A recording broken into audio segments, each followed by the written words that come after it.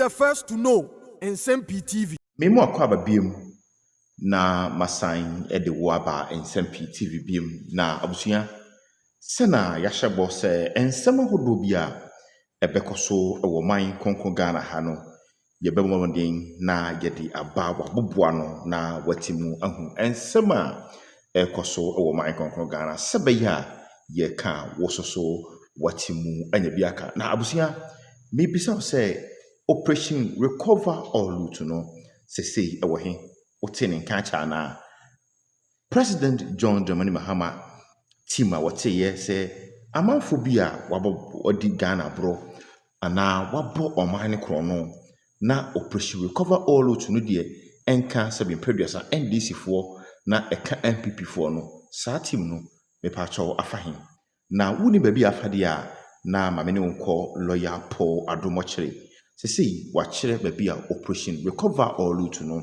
wo sisi a na ensem a lawyer Paul Adomochire woka ne ne anadwefan ene se Operation Recover or Loot no team no ebreye pa na omo loot no omo hu baby a omo di loot no efa enye asamketo abusua kame ho na abakwasem ene baby a Operation Recover or Loot no NDC amayeko sha se kikiki na wo magyema to ho no di ntia wo magyema to ho ne ehun komo nyina no lawyer Paul Adomochire etimu adwudwemu a enya asam ketewa mame no nko na ensem ahodo de gu ho efa Operation Recover or Loot no kona kokko TV ne ba Nsem-Pii TV ensem ahodo a egu pronso no yebesan e de atoa ye na TV so the job of oral and the concerns being raised about their effectiveness. So much talk, no prosecution yet. The president tried to answer that yesterday, just setting the tone for the conversation, telling us that indeed we are concerned that no prosecution yet. But there's a lot of work going on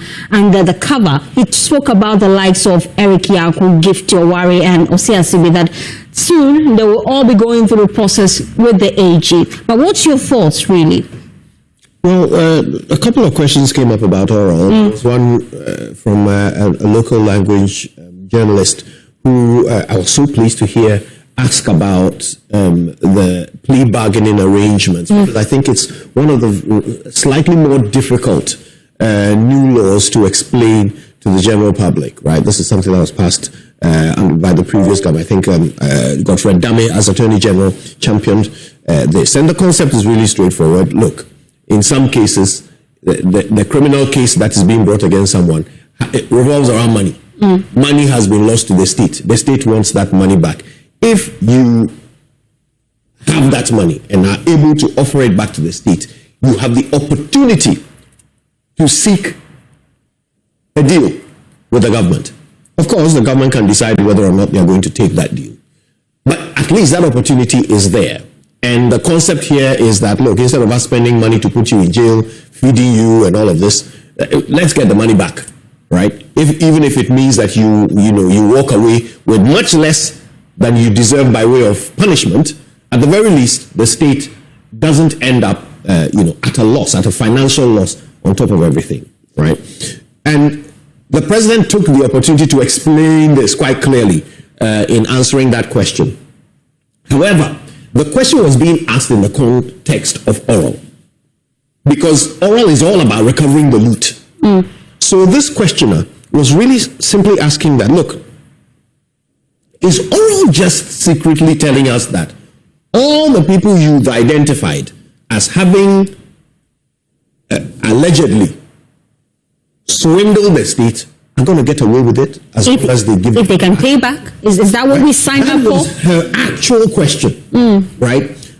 The president, of course, answered on the surface. He didn't connect it to oral in that real way that I was expecting, because that is the question he was being asked. Okay, and look, let's be real. It is not mutually exclusive that you either go to jail or you pay the money and go free. There are several hundred degrees in between. You could pay back the money and get a lighter sentence. You could pay back the money and still go to jail and do the full sentence. Look, as for paying back the money, the government has all the leverage in the world to push a person who admits to have taken money from the state to give it back. They have all the leverage in the world, and they do not have to actually give that person his entire freedom in exchange.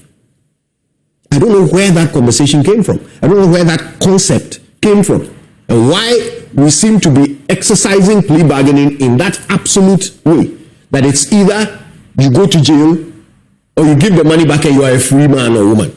I don't know where that came from. That's why it's being communicated. That's why the media were quite surprised when the Attorney General, Dominic Ayine, told us that they're withdrawing the charges against the former Unibank boss.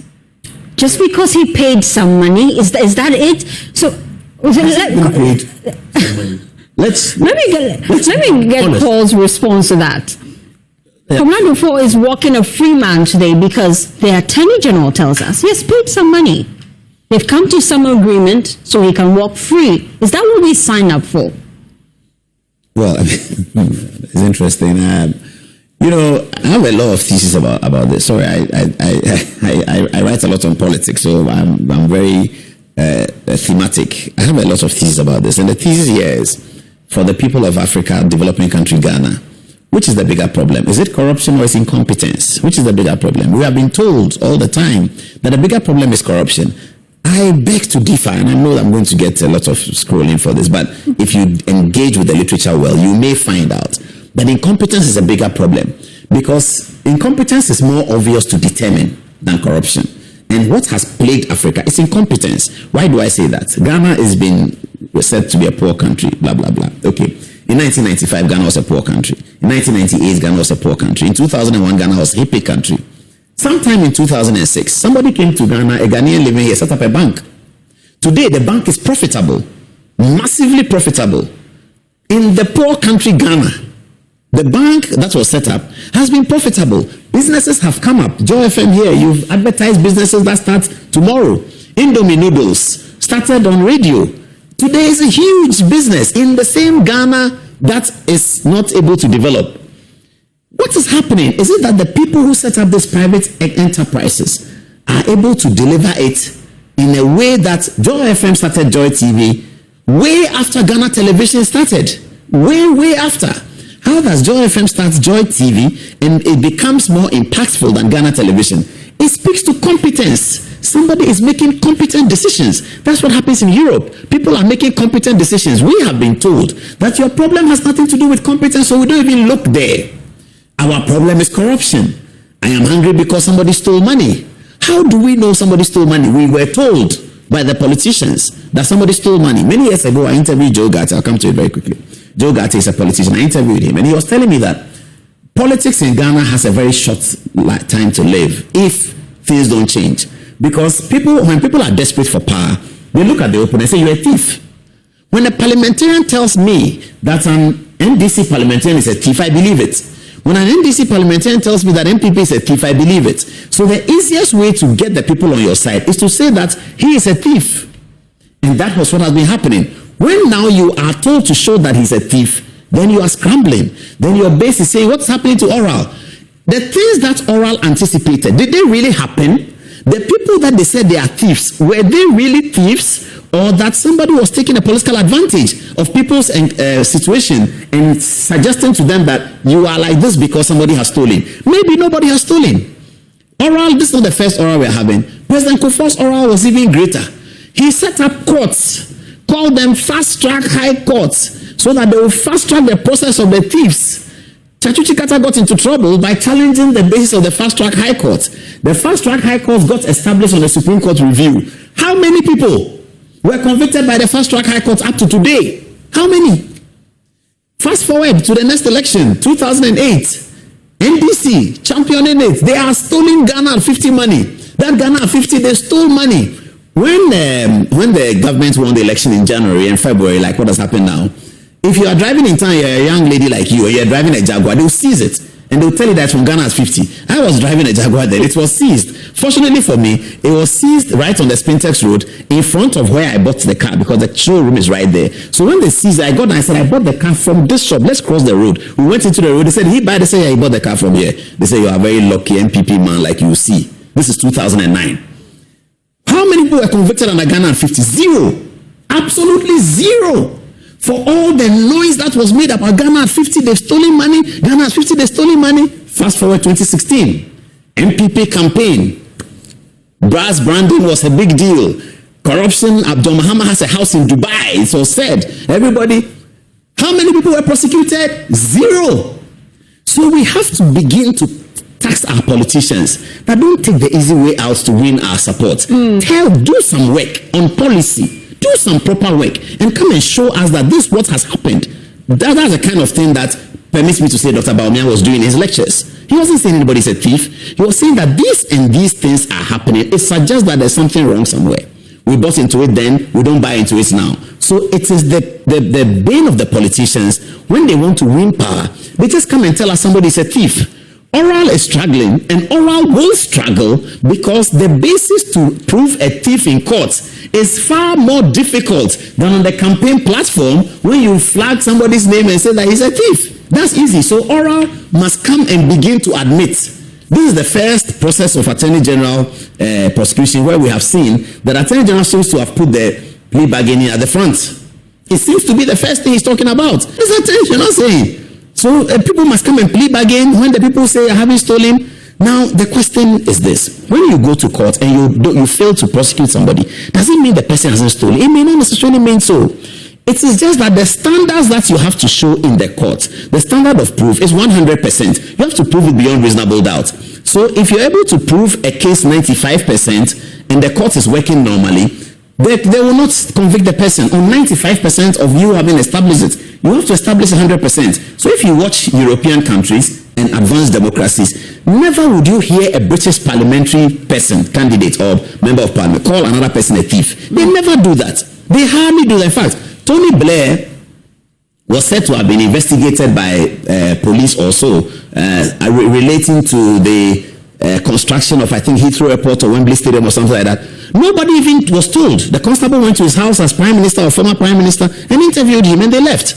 But the way in which our politicians here, the laziness of our politicians to just find something against their opponents so that they can win power is what has brought us to this level where now Oral is, and then the Deputy Attorney General is frustrated, says that we are doing the work. Betty Mould sang the same song. Gloria Kufu sang the same song. They are putting pressure on me, but I'm doing the work and it's not happening because the things that we say in the campaign, we know that we cannot establish it in court. Do you want to say something? Can I just say this, that yesterday when the president skirted the oral issue and simply explained plea bargaining to the journalist, he even said then that plea bargaining must come from the accused. So why is Dominic Ayine telling us about plea bargaining? Is he the accused? Why is he the one proposing plea bargaining? Can we let that sink in? That's all I wanted to add. Let's look at another key thing that came up yesterday, apart from oral illegal money. The concern about the economy. When this administration started, we saw the city doing excellently well. And we're mostly surprised what was happening. Some economists were of the opinion that, no, there's something wrong somewhere because the Bank of Ghana is tampering with our currency. And then the IMF came to tell us that, hey, hasten slowly, BOG, because this will not work. And now, as most people would say, we're finding our level. What's your thoughts about the president's response on how he has managed the economy? The president admits that Bank of Ghana has done some finessing of the city. He said it and said, but they stopped. Now, to me, that made perfect sense.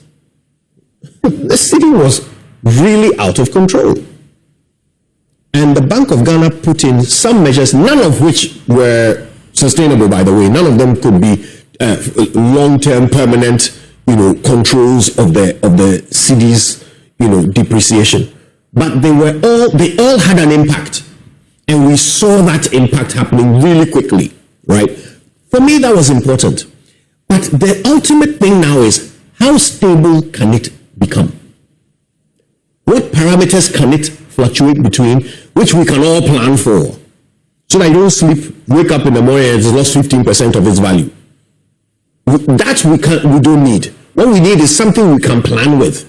So we should be able to wake up in September and quite clearly anticipate what the cedi's value will be in December. Right? That's what the economy needs. Now, that can't come from Bank of Ghana's shenanigans. That can't give us that. All the other long-term things, the import substitution, all the big things, the big problems that no government in the Fourth Republic has successfully solved, those are the ones that will bring actual permanent stability to our currency. But the president admits that yes, some of what we've seen came from Bank of Ghana making specific decisions. I don't think there's anything wrong with that. That's my view. First of all, I actually think it was needed.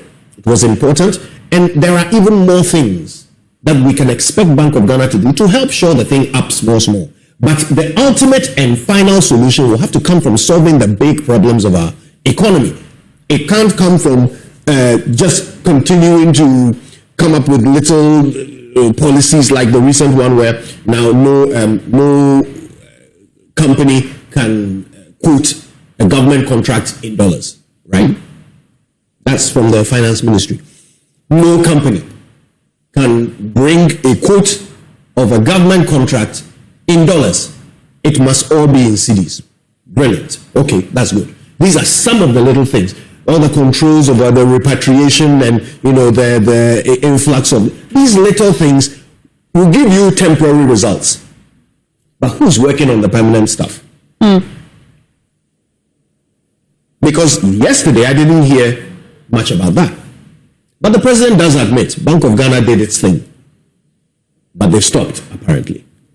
Paul, let me come to your assessment of the economy under this administration, especially the president's thoughts about how the city's performance over and their plan moving forward to ensure that our numbers are favorable. Well, it's also a bigger problem, but I think the president was truthful on one matter that he confirmed that the Bank of Ghana, he confirmed the suspicion of the World Bank and the IMF. It was just unfortunate because he had said earlier that the gains that we're seeing were as a result of the gold board, something like that. He gave that reason before, and now he says that it is true that the Bank of Ghana was doing something interesting. But the bigger conversation is about rating agencies and what role the rating agencies have in our system to rate it the way they want to rate it. Akufo-Addo complained about the rating agencies before, and when now the rating agencies in one quarter of the same year said the Ghanaian currency is the best in the world, and this another quarter of the same year gave indications that the currency was not doing too well. We have had government communication challenging the assertion that it was the worst in the world, so we don't know where we are on that. But certainly they said that their appreciation had declined significantly. It's the rating agencies, and that's the bigger problem that we need to discuss. How we can secure our economy, its databases, analysis from some of these rating agencies, how we can build our own capacity to be able to conduct our own ratings, so that when the rating agencies want information from Ghana, they just take it from Ghana. I believe that many years ago, or perhaps in other countries, when the rating agencies are looking for the numbers of people in the university, they have to guess it. Because if you don't have the data, they will guess it. But today, they are looking for the number of people in the University of Ghana. University of Ghana has the data. They rely on them. The reason why we are susceptible to these rating agencies is that we don't have our own data. And so the shiftings in our economy, we are not able to properly assess. We don't have a data of how many people sell kinky in Ghana. We don't have a data of how many people sell bread in Ghana. If you go to England and you ask them how many people sell bread on Regent and Oxford Street, they'll tell you immediately. If a new bread seller comes, they know that they've now licensed one person to add. How many people sell Awuza Koko in Ghana? We can gather them by district by just counting. We have endless national service people. We don't use them to do this data analysis. I've always said the very funny one since I was in Presec up to today. If you ask how many people travel from 37 to Medina in Trotro every day, we don't know. We don't have all that information. So these rating agencies, when they come to pick up economic analysis, it was when Data Bank started the Consumer Price Index about 35 years ago that Joy FM was reporting the Data Bank Index. That's when we got a little bit of data collection in that space, apart from what Bank of Ghana has. So really, the big question is to develop systems that will be able to pull out data from how our economy is working, so that if 1 billion is thrown in the economy, we hear now that Cocoa Board is expecting some money. there should be data analysis available, whether by civil society, Money or Joy FM or whoever, that this 1 billion that's coming to our economy today will be able to achieve this and that and that and that. But we don't have that data. And that's what Akufo-Addo was talking about, that African countries need to come together, spend money, build the data so that we are not susceptible to these international organizations who can say anything at any time depending on many, many factors. Interesting. Let's talk about the key concerns that was raised yesterday by journalists, and we wanted to know really if government will be going back to the capital market. It was one of the key concerns that was raised, and the president sought to answer that question. He says we should hasten slowly. We're doing well without going to the capital market. But then looking at his response yesterday and looking at our economy, is it avoidable, really? In the end, you would still have to go to the capital market, wouldn't we? Well, the longer we can postpone it, the better, if you ask me. Because, I mean, look, this was my biggest criticism of Ken Ofori-Atta as a finance minister. He ran Ghana like a hedge fund. He ran it like he was using other people's money to speculate and see if he can make some money. That was my personal view of how Ken Ofori-Atta was, executed the job of finance minister. And to me, it was the avenue through which the bottom fell out of our economy. Because when you are gambling with other people's money, you don't feel any sense of ownership. Besides, you make money whether they lose or gain. And you know what was happening every time he went to borrow. His private company that he had funded made money. And nobody challenged that, by the way. We came to normalize that. That is a shocker to me. So today, if we have a president who says, I'm not in a hurry to go back and borrow, for me it's good news. Because I'll tell you this, it's not like the borrowing that we are going to borrow, we are going to see any impactful use of it. It's inevitable, isn't it? Is it? Look, I wish that what Paul says about us removing the focus from corruption and focusing on competence, I wish we would do that. Because if we would, I can assure you that the nation Ghana would absolutely not need as much begging and borrowing as we do today. We have far more natural advantages than countries like Malaysia, Singapore, these Asian tigers that have overtaken us, and we are now looking to them as examples and traveling there to go and learn how they learned from us. The ridiculousness of it. Right? If only we would focus on getting things right, being competent, we wouldn't need to go begging anyone. We wouldn't need to fly in private jets to go and beg people who make decisions sitting on benches. Yes, Magdan issue. In Carlos Coloni's case, he kept saying that he's a journalist, and he even raised his mic. Yeah, but he whipped the interviewee because he said, who is this? And he said, there's an eyewitness, and he whipped him. Yeah. So maybe on camera, we didn't see